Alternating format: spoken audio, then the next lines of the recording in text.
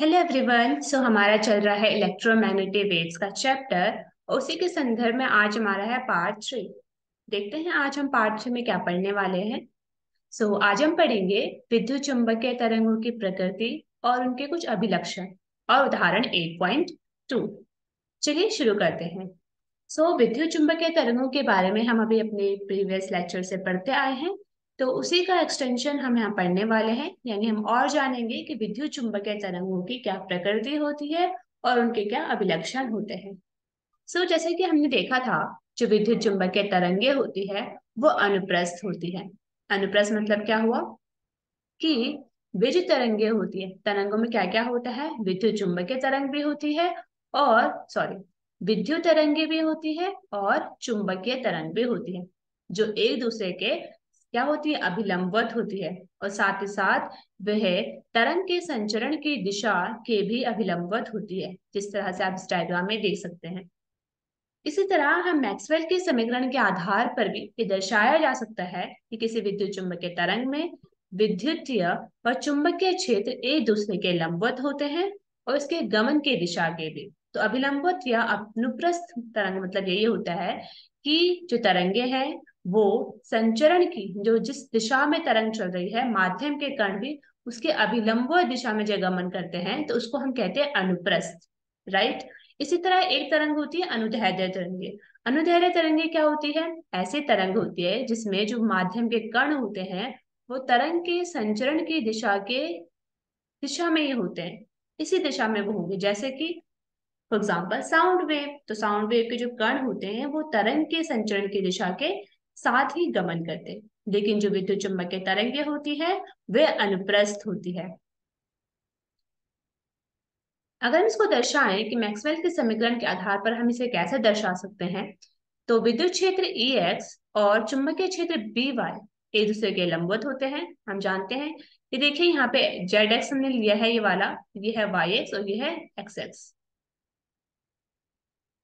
समीकरण ई एक्स के अगर हम लिखें तो वो होती है ई नॉट साइन के जेड माइनस ओमेगा टी।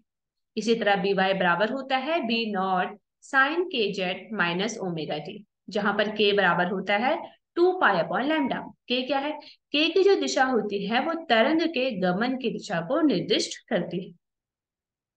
हम जानते हैं ओमेगा बराबर होता है सी के, और यहाँ पर सी है, सी क्या है, सी वैद्युत चुंबकीय तरंग के लिए एक कांस्टेंट होता है, जो उसकी दिशा होती, जो उसकी चाल होती है निर्वात में।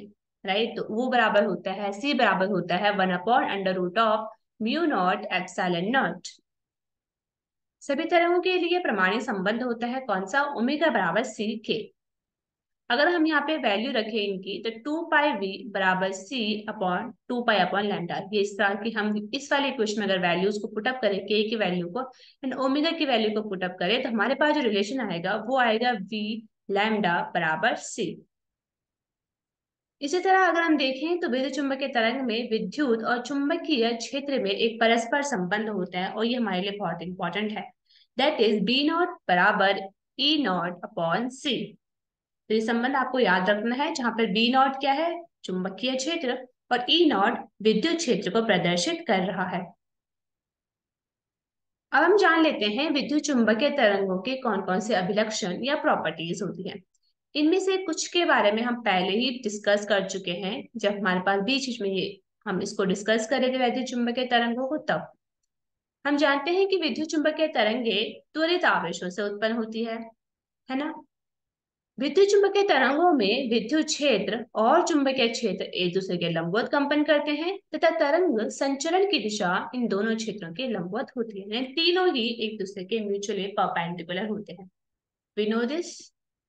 विद्युत चुंबकीय तरंगे अनुप्रस्थ प्रकृति की होती है, हम कह सकते हैं। विद्युत चुंबकीय तरंगों के संचरण के लिए किसी भी माध्यम की आवश्यकता नहीं होती है। इसका मतलब ये हुआ कि विद्युत चुम्बकीय तरंगे निर्वात में भी गमन कर सकती है। निर्वात एक ऐसा माध्यम होता है जहां पर कोई भी माध्यम नहीं होता है, कोई मीडियम नहीं होता। विद्युत चुम्बकीय तरंगे निर्वात में भी और किसी माध्यम में भी गमन कर सकती है। विद्युत चुम्बकीय तरंगे प्रकाश के वेग से संचालित होती है या गति करती है। प्रकाश का वेग की जो गति होगी वही विद्युत चुम्बकीय तरंग की भी गति होती है। इन तरंगों में संवेग और ऊर्जा दोनों निहित होती है। ठीक है, तो संवेग और ऊर्जा दोनों निहित होती है इन तरंगों में। इसके अलावा हम जानते हैं विद्युत चुम्बकीय तरंगों के जो उदाहरण होते हैं वो 7 विद्युत चुम्बकीय तरंगे हमें पता है। उनमें से हम देखें तो एक्स किरणें, रेडियो तरंगे, इनके बारे में हम अभी नेक्स्ट लेक्चर में डिटेल में पढ़ेंगे कि कौन कौन से विद्युत चुम्बकीय तरंगे होती है और उनके प्रॉपर्टीज के बारे में। तो ये हुई विद्युत चुम्बकीय तरंगों के अभिलक्षण, जिसमें से आप काफी कुछ पहले भी पढ़ चुके हैं और कुछ यहाँ पे 2-3 पॉइंट न्यू है। अब हम जान लेते हैं उदाहरण 8.2 को। उदाहरण 8.2 में कहा गया है कि 24 मेगाहर्ट्ज आवृत्ति की एक समतल विद्युत चुम्बकीय तरंग निर्वात में एक्स दिशा के अनुदिश गमन है। एक्स दिशा में जो है वो चल रही है।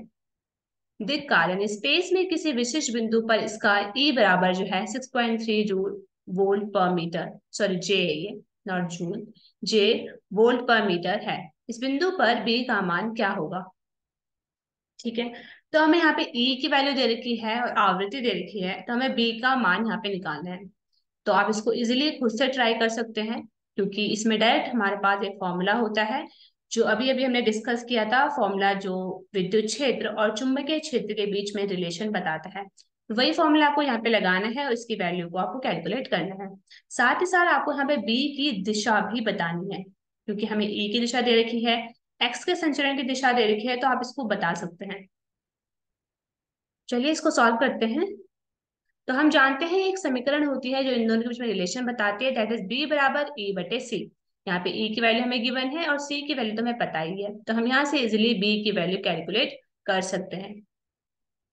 अब इसे अगर हम डायरेक्शन की बात करें तो डायरेक्शन को हम इसलिए यहाँ से बता सकते हैं। अभी तक हम डायरेक्शन के बारे में भी बात कर रहे थे। हम जानते हैं जो ई है वो वाई की दिशा के अनुदिश है। ये हमने कैसे जाना? अगर आप इसको ध्यान से देखें, ई की जो वैल्यू दे रखी है वो दे रखी है 6.3 जे। तो जे मतलब क्या होता है? जे मतलब होता है वाई डायरेक्शन, क्योंकि हम आई को देखें तो आई हमारे एक्स डायरेक्शन को प्रदर्शित करता है। जो जे होता है वो वाई डायरेक्शन को, और इसका मतलब जो जेड होगा वो के डायरेक्शन को प्रदर्शित करेगा। राइट, तो y जो है वो y में कौन है? ई y में है। राइट, और हमें क्वेश्चन में गिवन है जो तरंग है वो x डायरेक्शन में संचरित हो रही है। यू कैन इजिली फाइंड कि जो b होगा वो z डायरेक्शन में होगा, है ना? तो जो b होगा उसकी डायरेक्शन क्या होगी? z direction. क्यों होगा ऐसा? क्योंकि हम जानते हैं कि ये तीनों एक दूसरे के साथ म्यूचुअली परपेंडिकुलर होते हैं। तो हम अंततः ये कह सकते हैं कि जो बी की वैल्यू आएगी वो आएगी 2.1 मल्टीप्लाई 10⁻⁸ के यूनिट टेस्ला। सो आज के लिए इतना ही। अब हम देख सकते हैं रिव्यू, हमने क्या क्या जाना। हमने देखा विद्युत चुंबकीय तरंगों की प्रकृति अनुप्रस्थ होती है। विद्युत चुम्बकीय तरंग में विद्युत क्षेत्र और चुंबकीय क्षेत्र परस्पर संबंधित होते हैं एक सूत्र के द्वारा, और वो सूत्र होता है बी नॉट बराबर ई नॉट बटे सी। विद्युत चुम्बकीय तरंगों के कुछ हमने अभिलक्षणों के बारे में बात करी, वो बहुत ही इंपॉर्टेंट है।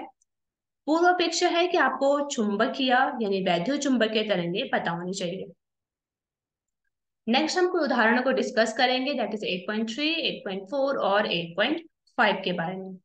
तो तब तक के लिए थैंक यू।